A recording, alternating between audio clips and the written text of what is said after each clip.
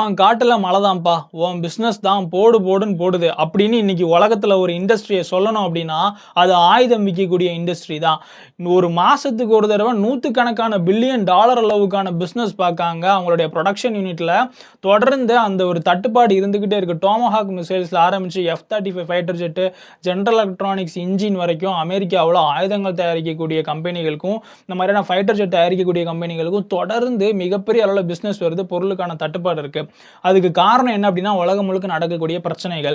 இப்போ அதை ஒரு ஆயுதமா பயன்படுத்தி டொனால்ட் ட்ரம்ப் $142 பில்லியன் பிசினஸ் பார்த்துட்டாரு. சவுதியினுடைய முடியலரசர் முகமது பின் சல்மான் அமெரிக்காவில் போய் இறங்குதாரு. இறங்கி வெறும் கையோடலாம் இறங்கல.